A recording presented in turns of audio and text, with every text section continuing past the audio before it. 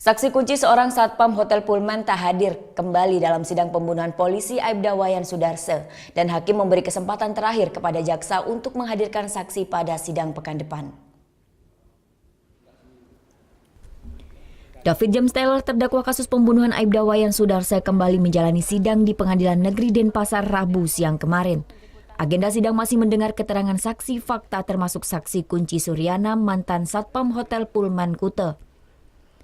Namun jaksa Oka Aryani menyampaikan kepada majelis hakim 9 saksi yang dipanggil termasuk Suryana tidak hadir hari ini. Jaksa telah meminta tolong penyidik untuk memanggil Suryana di kampung halamannya Tangerang, Banten. Ketua Majelis Hakim Yanto memberi kesempatan terakhir kepada jaksa untuk menghadirkan Suryana pekan depan. Terdakwa David mengaku kecewa dengan penundaan sidang untuk kedua kalinya. Kuasa hukum David, Haposan Sihombing, tidak keberatan jika saksi tidak kunjung hadir. Keterangannya di BAP dibacakan jaksa penuntut umum.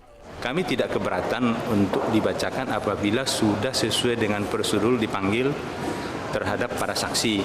Kenapa kami tidak keberatan? Karena secara fakta hukum klien kami sudah mengakui adanya kejadian di Pantai Kuta. Kuasa hukum David akan bersikap kooperatif untuk meminta keringanan atas tindak kejahatan yang dilakukan oleh kliennya. Sidang terdakwa David akan kembali digelar pekan depan dengan agenda pemeriksaan saksi.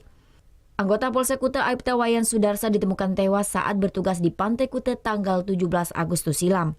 Dari hasil penyelidikan, polisi akhirnya menangkap sepasang kekasih David James Taylor dan Sarah Connor sebagai tersangka pembunuhan.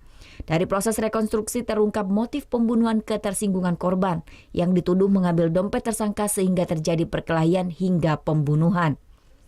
Muhammad Hasanuddin melaporkan untuk NET.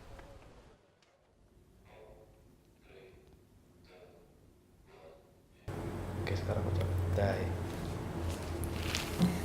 Udah selesai kan nontonnya? Nah, jadi jangan lupa buat like, komen, dan subscribe ya.